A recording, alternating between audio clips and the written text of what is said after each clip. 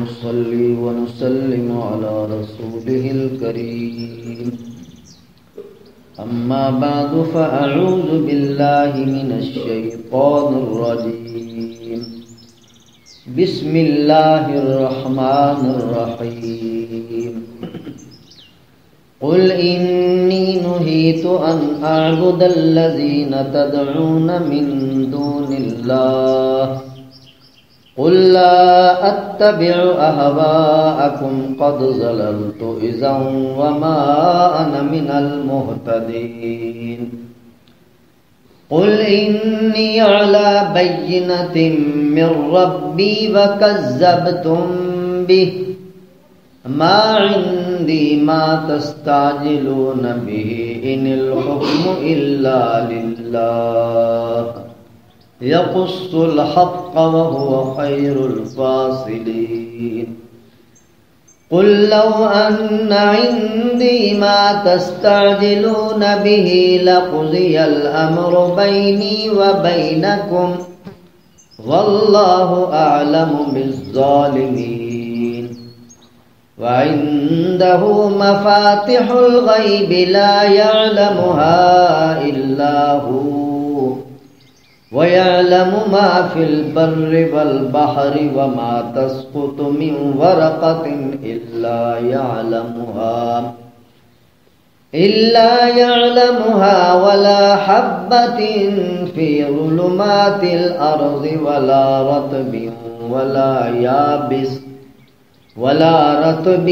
ولا يابس إلا في كتاب مبين وهو الذي يتوفاكم بالليل ويعلم ما جرحتم بالنهار ثم يبعثكم فيه ليقضى أجل مسمى ثم إليه مرجعكم ثم ينبئكم بما كنتم تعملون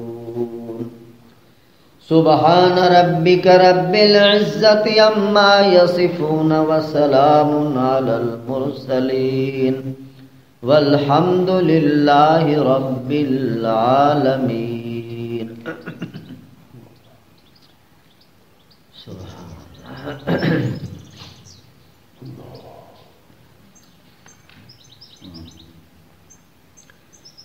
اللہ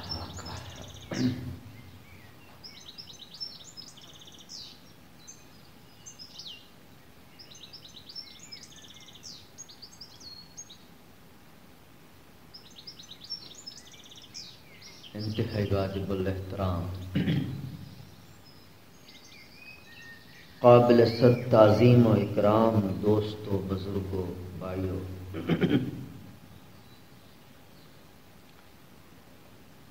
اللہ کریم انداز بدل بدل کر اپنی توحید کا نقش انسانیت کے دل کے شیشے پر مضبوط سے مضبوط تر فرماتے ہیں۔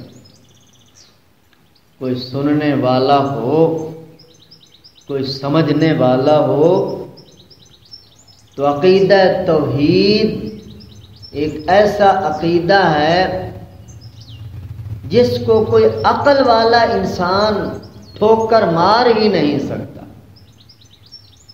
اسلام کی یہ شان ہے کہ اسلام نے جو ہمیں عقیدہ توحید دیا ہے، یہ عقیدہ تمام عقائد و نظریات کی بنیاد ہے۔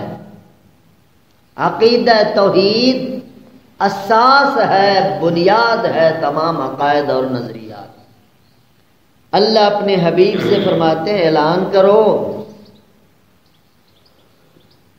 اپنی بے اختیاری کا اعلان کرو۔ قل کہہ دو انی نہیت ان اعبد الذین تدعون من دون اللہ، مجھے روک دیا گیا ہے۔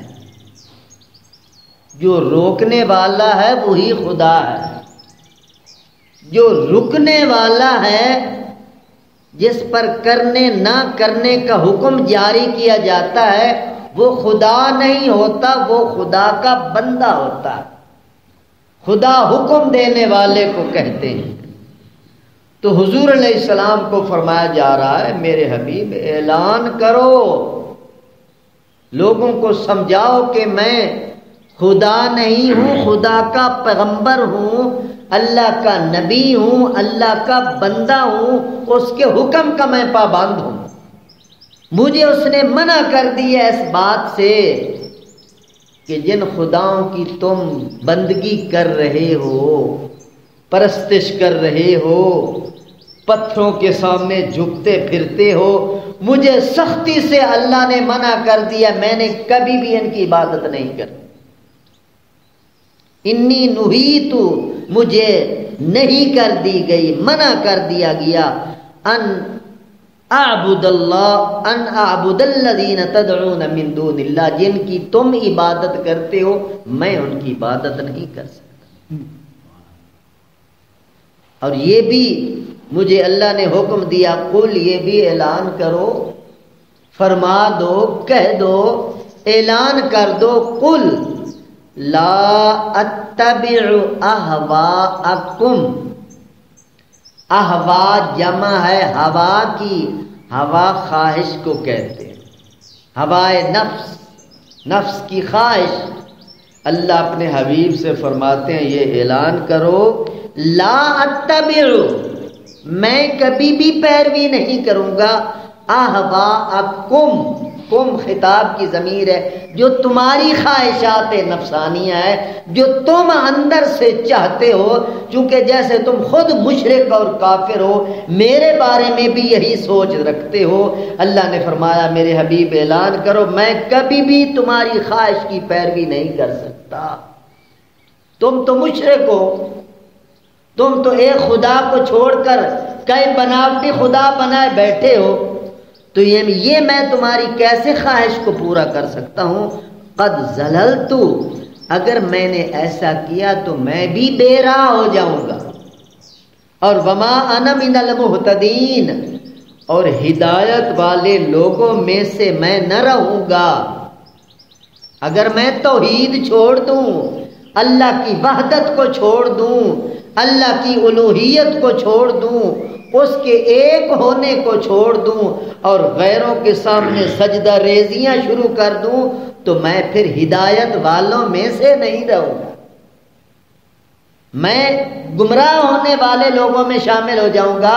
لہٰذا میں اللہ کا پیغمبر ہوں، اللہ کا نبی ہوں، اللہ کا رسول ہوں۔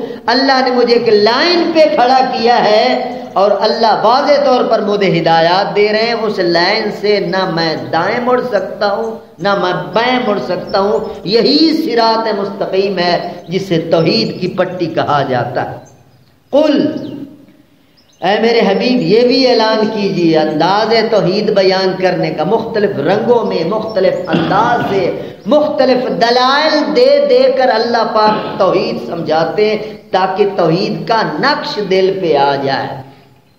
اے میرے حبیب یہ بھی اعلان کرو، انی علی بینۃ من ربی وکذبتم بہ، میرے پاس ایک بہت بڑی واضح دلیل ہے، جو میری نبوت کی بھی دلیل ہے، اللہ کی توحید کی بھی دلیل ہے، ایسی بڑی دلیل ہے اس کے مقابلے میں تمہارے ہزاروں نہیں لاکھوں دلائل بھی کھڑے ہو جائیں، اس دلیل کے مقابلے میں ان کی کوئی حیثیت ہی نہیں ہے۔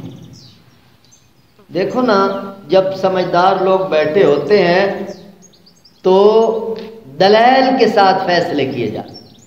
ایک بندہ ایک دلیل دیتا ہے اور وہ دلیل سورج کی طرح روشن ہے، اور اس کے مقابلے میں دوسرے لوگ دلائل دے رہے ہیں اور ان کی کوئی حیثیت نہیں ہے، لچر قسم کے دلائل، فضول قسم کے دلائل، بے حیثیت قسم کے دلائل، نامعقول قسم کے دلائل، بے عقلی والے دلائل، بے عقلی والے دلائل، عقل والی ایک دلیل کے مقابلے میں بھی ان کی کوئی حیثیت نہیں۔ تو اللہ فرماتے میرے حبیب اعلان کرو، صرف ایک دلیل کا اعلان کرو، علی بینۃ من ربی، میں ایک واضح دلیل اپنے پاس رکھتا ہوں، اور وہ اپنی مرضی سے نہیں، من ربی، میرے رب کی طرف سے وہ دلیل کیا ہے؟ یہی قرآن پاک ہے جس کو آپ سن رہے ہیں۔ بینۃ من ربی، میرے رب کی طرف سے واضح دلیل یہی کلام پاک ہے، یہی قرآن پاک ہے، اللہ کا کلام ہے، جسے اللہ کریم نے خود تلاوت فرمایا ہے، جبریل نے تلاوت کیا ہے، محمد علیہ السلام نے تلاوت کی ہے، یہی کلام بہت بڑی دلیل ہے۔ یہ بھی تو قرآن نے چیلنج کر دیا ہے اہل عرب کو، جو بڑی فصاحت والے، بلاغت والے، ادب والے، شعر اشعاری، مشاعرے کرنے والے، مقابلے کرنے والے، دوسرے لوگوں کو وہ گنگا اور اجمی کہتے ہیں، اپنے آپ کو عربی اس لیے کہتے ہیں کہ بڑی فصاحت اور بلاغت اللہ پاک نے ان کو عطا فرمائی۔ ان کی چھوٹی چھوٹی بچیاں بھی برجستہ وہ اشعار کہہ جاتی تھیں جو دوسرے لوگوں کے بڑے بڑے سمجھدار بھی نہیں کہہ سکتے۔ اللہ نے بلاغت ان کی گھٹی میں ڈالی تھی۔ اتنے بڑے بلیغ اور ادیب اور فصیح لوگوں کے سامنے حضور علیہ الصلوۃ والسلام کی زبان سے اللہ نے چیلنج کیا ہے، فاتوا بسورۃ من مثلہ ان کنتم صادقین، اگر تم لوگ سچے ہو، محمد صلی اللہ علیہ وسلم ٹھیک نہیں ہیں، پھر جیسا میرے محمد نے کلام پیش کیا کوئی ایک سورت تو پیش کر کے دکھا دو، سورت کوثر کے مقابلے میں کوئی سورت پیش کر دو۔ تو میرے محترم دوستو، پورے عرب نے ایڑی چوٹی کا زور لگایا، پورا فلسفہ استعمال کیا، پوری منطق استعمال کی، سارے عقل و شعور کی قوتیں استعمال کی، مگر اللہ کی قسم ساری زندگی ان سے سورت کوثر کے مقابلے میں ایک سورت نہیں بن سکی۔ اس میدان میں تو وہ ہار گئے، دوسرے میدان میں اترے کہ محمد کو قتل کر دینا چاہیے، ان کو ختم کر دینا چاہیے، ان کو ملک بدر کر دینا چاہیے، ان کو وطن سے نکال دینا چاہیے۔ یہ باتیں تو کر رہے تھے، مگر یہ جو قرآن نے چیلنج کیا تھا کہ اگر تم اس کو جھوٹا کہتے ہو، یہ محمد نے خود اپنی طرف سے بنایا ہے، تو پھر تم بھی اسی طرح انسان ہو، کو ایک صورت بنا کے پیش کر دو۔ یہی دلیل ہے علی بینۃ من ربی، جو ہزار دلائل کی ایک دلیل ہے۔ اللہ اپنے حبیب سے فرماتے ہیں ان کے سامنے یہی دلیل پیش کرو کہ میرے پاس واضح دلیل یہی ایک ہی کافی ہے جو میرے رب کی طرف سے آئی ہے، اور وَكَذَّبْتُمْ بِهِ، تم اسے جھٹلاتے پھرتے ہو۔ جو سورج کا انکار کرے، دن کے 12 بجے کو کہے کہ اب رات ہے، اس کا کیا علاج؟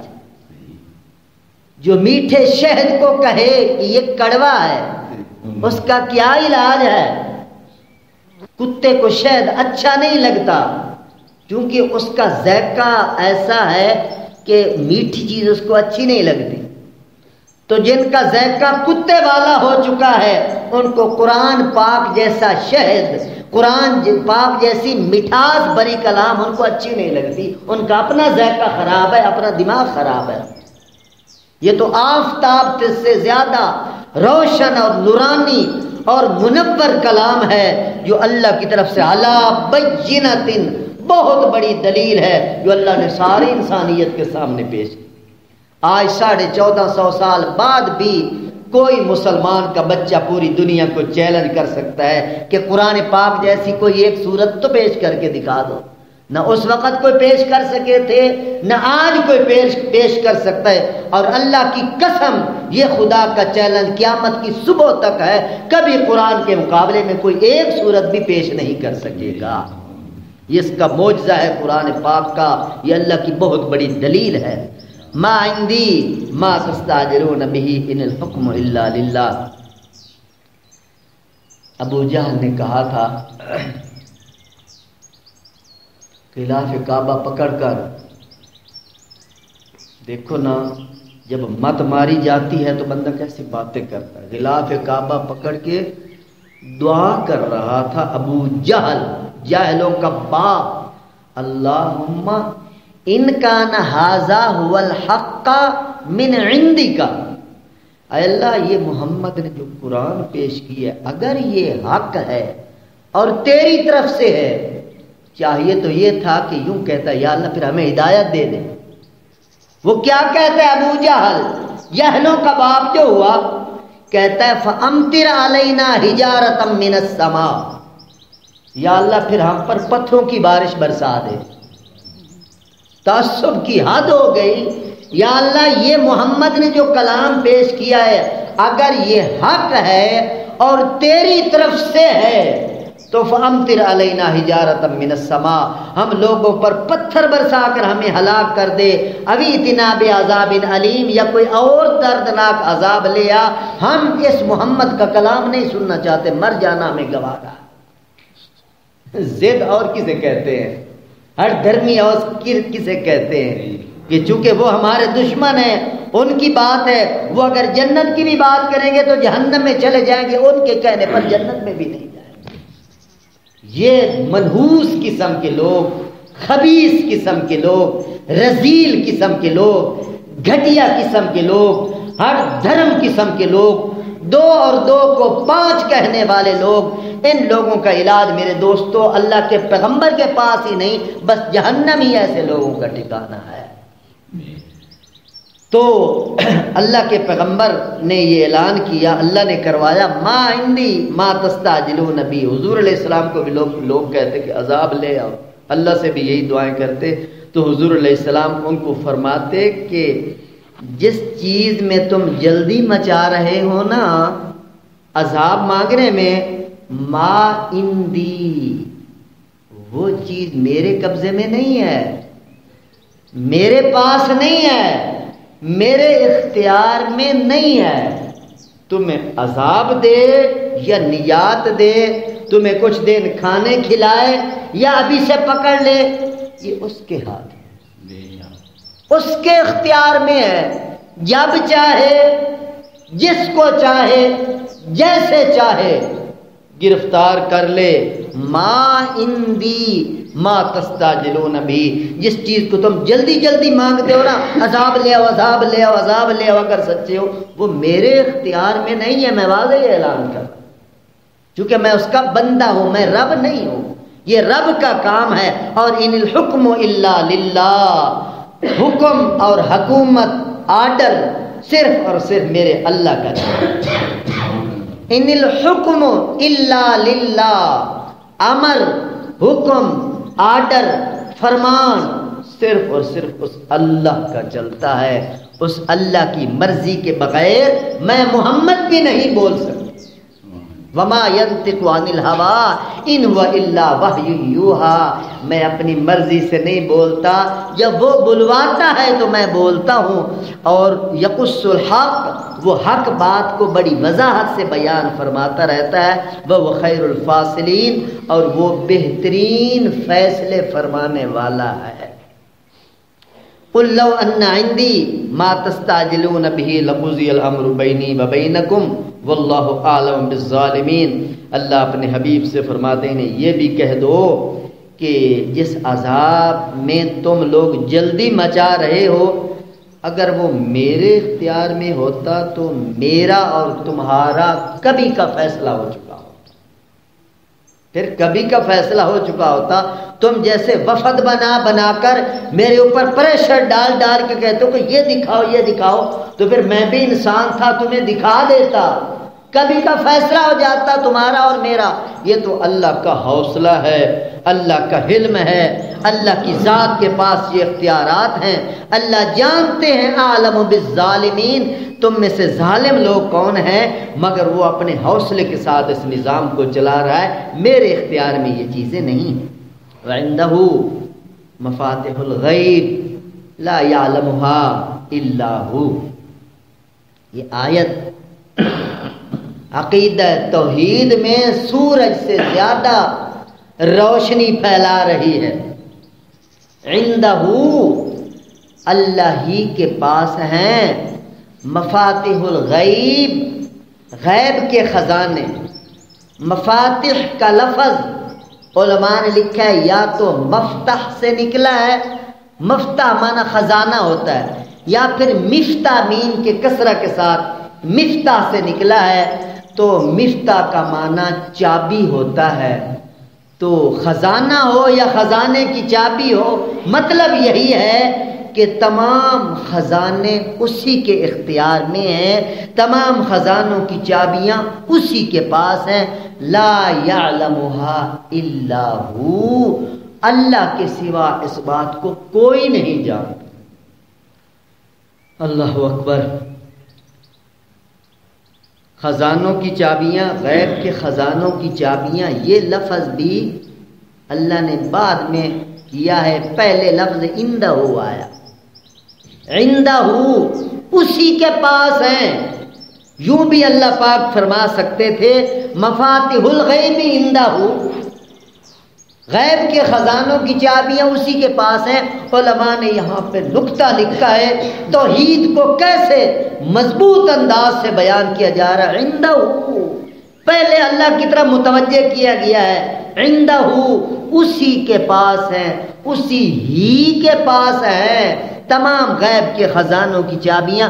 اور آگے پھر اگلا جملہ اور توحید کو بیان کر رہا ہے، لا یعلمها الا ہو، لا یعلمها الا ہو۔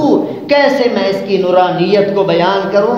قرآن پاک کیسے اللہ کی توحید کو کتنے نرالے انداز سے بیان کر رہا ہے۔ لا یعلمها الا ہو، کوئی نہیں جانتا مگر صرف اور صرف وہی ہے۔ یہ آیت اس بات کو ثابت کر رہی ہے کہ علم غیب اللہ کے سوا کوئی نہیں جانتا۔ عقیدے کی بات ہے، نہ کوئی نبی، نہ کوئی ولی، نہ کوئی جن، نہ کوئی فرشتہ، نہ کوئی بزرگ، نہ کوئی غوث، نہ کوئی کتب، نہ کوئی ابدال، کوئی بھی عندہ مفاتیح الغیب لا یعلمها الا ہو۔ ان لفظوں میں آپ غور فرمائیں گے آپ کو توحید کا بہت بڑا نور نظر آئے گا۔ علم غیب صرف اور صرف میرے دوستو اللہ کے پاس ہے، اللہ کے سوا کوئی نہیں اس بات کو جانتا۔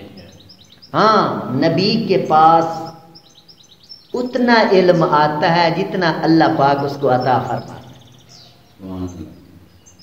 اگر نبی کو اللہ علم دے دے تو ساتوں آسمانوں سے اوپر کی بات نبی کرتا ہے، اگر علم نہ دے، ایک حدیث پاک میں آتا ہے، بات لمبی ہو جائے گی، جبریل علیہ السلام تشریف لے آئے اور گھر کے باہر کھڑے ہو گئے، حضور علیہ السلام سے عرض کرنے لگے، حضرت جس گھر میں کتا ہو یا تصویر ہو میں اس گھر میں داخل نہیں ہوتا، فرشتے اس گھر میں نہیں آتے، آپ کے گھر میں کتا ہے میں نہیں حاضر ہو سکتا۔ حضور پریشان ہو گئے، کتا میرے گھر کہاں سے آ گیا؟ حضور کو نہیں پتا تھا، اللہ نے جو نہیں بتایا۔ حضور علیہ السلام گھر والوں کو بھی کہتے دیکھو کتا کدھر سے آ گیا۔ سارے گھر کو جب دیکھا گیا تو ایک کونے کے اندر چھوٹا سا کتورا چھپا ہوا تھا، کہیں باہر سے آیا، حضور کو پتہ نہیں تھا، جبریل باہر رک گئے تھے۔ تو بات یہ ہے میرے دوستو، اللہ نہ بتائے تو ایک کتورے کا علم بھی نہیں ہو سکتا، اور اللہ بتا دے تو محمد کے سامنے 14 طبق روشن ہو جاتے ہیں۔ تو بات یہ ہے کہ لا یعلمها الا ہو، اصل علم غیب میرے محترم دوستو اللہ ہی کے پاس ہے، اللہ ہی کے پاس ہے، اللہ ہی کے پاس ہے۔ اور وَيَعْلَمُ مَا فِي الْبَرِّ وَالْبَحْرِ وَمَا تَسْقُطُ مِن وَرْقَةٍ إِلَّا يَعْلَمُهَا وَلَا حَبَّةٍ فِي ظُلُمَاتِ الْأَرْضِ وَلَا رَطْبٍ وَلَا يَابِسٍ إِلَّا فِي كِتَابٍ مُبِينٍ۔ اور مزید اللہ پاک نے اس بات کی وضاحت فرمائی کہ میں جانتا ہوں سمندر میں کیا ہے، سمندروں میں کیا ہے، کیا کیا چیزیں ہیں، کتنی کتنی تعداد میں ہیں، بر خشکی میں کیا ہے، جنگلوں میں کیا ہے، صحراؤں میں کیا ہے، حتیٰ کہ ریت کے ذرات کی کیا تعداد ہے اللہ اس کو بھی جانتے ہیں، پتھروں کی چٹانیں کتنی ہیں، سنگریزے کتنے ہیں اللہ ان کو بھی جانتے ہیں۔ اللہ فرماتے ہیں میں بر اور بحر کا علم جانتا ہوں، اور وما تسقط من برکۃ، روئے زمین پر کروڑوں سے زیادہ درخت ہیں، اللہ فرماتے ہیں جہاں کہیں کسی درخت کا کوئی ایک پتا بھی زمین پہ بھی گرتا ہے تو میں اس کو بھی جانتا ہوں۔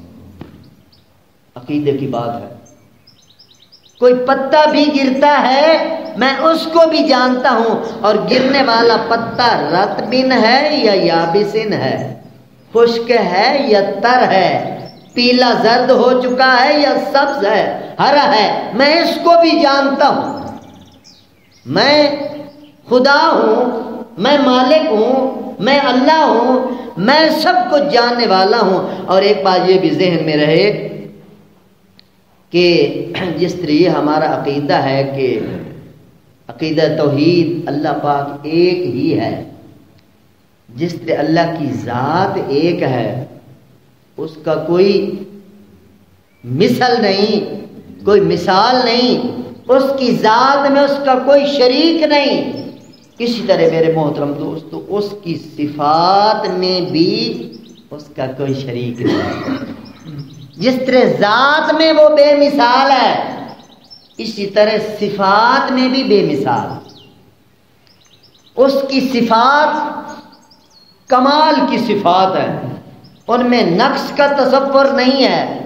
اس کے پاس اگر علم ہے تو کمال کا علم ہے، اس کے پاس اگر قدرت ہے کمال کی قدرت ہے، وہ اگر سنتا ہے کمال کا سنتا ہے، وہ اگر دیکھتا ہے کمال کا دیکھتا ہے، وہ اگر سمجھتا ہے تو کمال کا سمجھتا ہے، وہ اگر تخلیقات کر رہا ہے کمال کی تخلیقات کر رہا ہے، اس کا ارادہ ہے کمال کا ارادہ ہے، اس کا اختیار ہے کمال کا اختیار ہے، اس کا اقتدار ہے کمال کا اقتدار ہے، اس کا رزق دینے کا نظام ہے تو کمال کا نظام ہے۔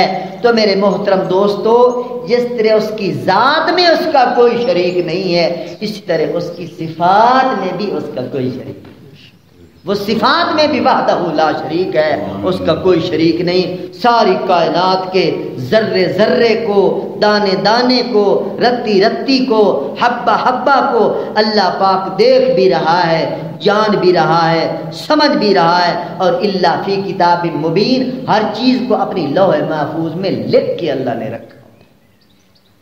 اب میرے محترم دوستو درس قرآن میں بیٹھے ہو، اب اپنے ضمیر میں جھانک کے قرآن کی اس آیت کو سامنے رکھ کر خود سوچیں کہ جس کا یہ عقیدہ ہو کہ میرا رب علیم، خبیر اور کامل قدرت والا ہر وقت مجھے دیکھ بھی رہا ہے اور اس کو پوری قدرت بھی حاصل ہے، یہ عقیدہ اگر حاضر رہے انسان کے دماغ میں، بھلا انسان گناہ کر سکتا ہے؟ یہی بات ہے کہ ہمارے دماغوں سے عقیدہ توحید نکلا ہوا ہے، بس زبان سے بڑے توحیدی ہیں جی، توحیدی ہیں، ہم توحید کے پرستار ہیں، سب سے بڑے جنت کے ٹھیکیدار ہیں۔ غلط فہمی دماغ سے نکال دو۔ توحید صرف زبانی دعوے کا نام نہیں، توحید کوئی دلائل مانگتی ہے۔ توحید کا دعویٰ جو کر رہے ہو دلیل کیا ہے؟ کتنا ڈرتے ہو اس سے؟ جس طرح وہ ذات اکیلی ہے، اسی طرح میرے محترم دوستو وہ با کمال ذات ہمیں بصیر بھی ہے، دیکھ بھی رہا ہے، علیم بھی ہے، جاننے والا بھی ہے، زبان سے جو بولتے ہیں اس کو سن بھی رہا ہے۔ ہمارے دلوں کے اندر، دماغوں کے اندر جو وساوس کی پٹی چل رہی ہے، خیالات چل رہے ہیں جو کسی کو ہم نے بتایا نہیں، ہماری زبان تک نہیں آیا، اللہ پاک ان کو بھی جاننے والا ہے۔ یہ عقیدہ توحید اسلام مانگتا ہے، اس عقیدہ توحید کی اسلام دعوت دیتا ہے۔ اس عقیدے پہ آؤ، جو اس عقیدے پہ آتا ہے میرے محترم دوستو، پھر اللہ پاک کا ان لوگوں کے ساتھ بڑا خاص سلوک ہوتا ہے۔ اللہ پاک ہمیں عقیدہ توحید کا نور اصلی نصیب فرمایا، عقیدہ توحید کی اصل روح نصیب فرمایا۔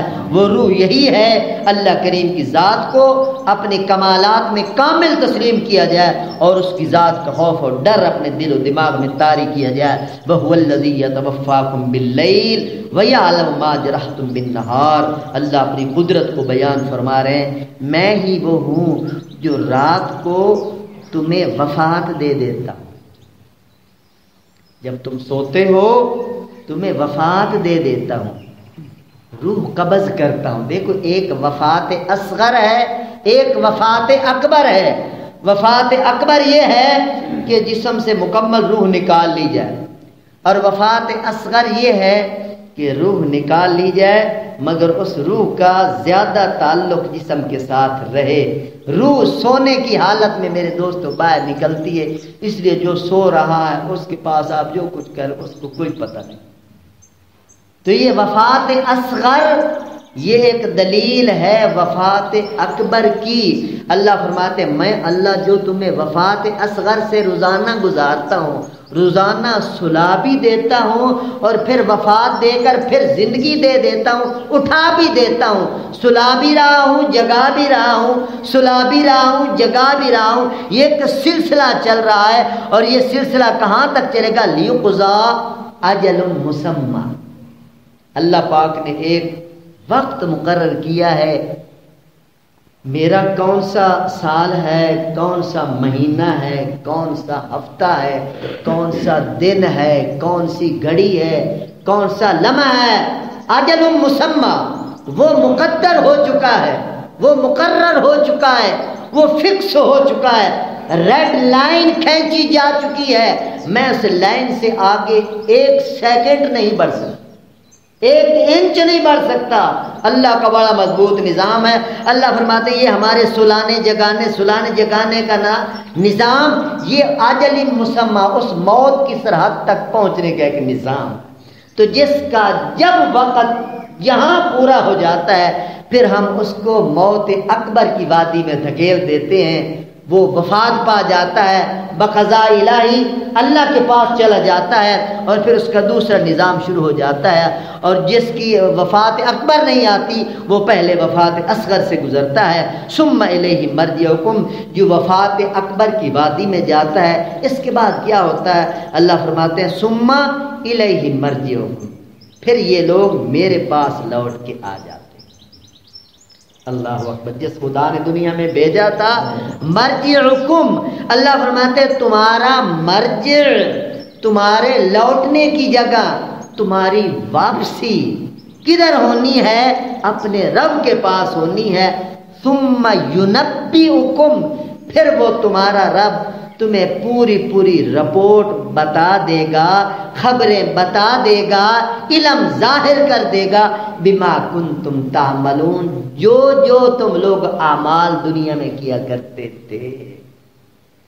اللہ اکبر، یہ عقیدہ میرے دوستو ہو انسان کا تو انسان کیسی شیطانی زندگی اختیار کر سکتا ہے، کیسے بندہ شرارتیں کر سکتا ہے، کیسے بندہ نافرمانیاں کر سکتا ہے۔ اس لیے تو علماء عرض کرتے ہیں کہ اللہ کا قرآن سنا جائے ایمان تازہ ہو جاتا ہے، انسان فرما برداری کی لائن کی طرف متوجہ ہو جاتا ہے۔ اللہ پاک مجھے اور آپ سب کو اپنے پاک کلام کو سننے کی، سمجھنے کی اور اس کے مطابق صحیح عمل کرنے کی توفیق نصیب فرمائے۔ وآخر دعوانا ان الحمدللہ رب العالمین۔ الحمد للہ رب العالمین والعاقبۃ للمتقین والصلاۃ والسلام علی سید الانبیاء والمرسلین۔ اے مولا کریم، ہمارے تمام صغیرہ کبیرہ گناہوں کو معاف فرما۔ یا الہ العالمین، ہماری تمام مشکلات کو آسان فرما۔ اے مولا کریم، ہماری تمام پریشانیوں کو دور فرما۔ ہم سے پہلے جتنے مومنین، مومنات، مسلمین، مسلمات، رشتہ دار، غیر رشتہ دار یا جن کے والدین مرحومین اس دنیا سے جا چکے ہیں، اے مولا کریم ماہ رمضان کی برکت سے، اپنے پاک کلام کی برکت سے سب کی مغفرت اور بخشش فرما دے۔ اے مولا کریم جتنے انسان اس دنیا میں موجود ہیں سب کی ہدایت کے فیصلے فرما، ساری انسانیت کو کلمہ توحید کا نور نصیب فرما۔ یا مولا کریم اپنی توحید مکمل طور پر ہمیں جاننے کی، ماننے کی، سمجھنے کی، سوچنے کی توفیق نصیب فرما۔ یا مولا کریم اپنی پاکیزہ ہدایات کے مطابق اور اپنے پاکیزہ احکامات کے مطابق ہم سب کو عملی زندگی نصیب فرما۔ یا مولا کریم جتنے لوگ بیمار ہیں، اسپتالوں میں، گھروں میں زیر علاج ہیں، اپنے پاک کلام کی برکت سے تمام بیماروں کو شفا عطا فرما دے۔ یا مولا کریم جتنے احباب درس قرآن میں تشریف فرمائے، یا اللہ سب کو اپنے کلام کا نور نصیب فرما، سب کو اپنے پاک کلام کی تجلیات نصیب فرما، انوارات نصیب فرما۔ اپنے پاک کلام کے مطابق ہم سب کو عقیدہ اختیار کرنے کی توفیق نصیب فرما۔ یا مولا کریم جس طرح تیرے گھر میں تیرے قرآن کی محفل سجائے بیٹھے ہیں، اسی طرح ہم سب کو جنت الفردوس کی محفل نصیب فرما۔ وصلی اللہ تعالی علی حبیبہ وخیر خلقہ سیدنا محمد وآلہ وصحبہ اجمعین برحمتک۔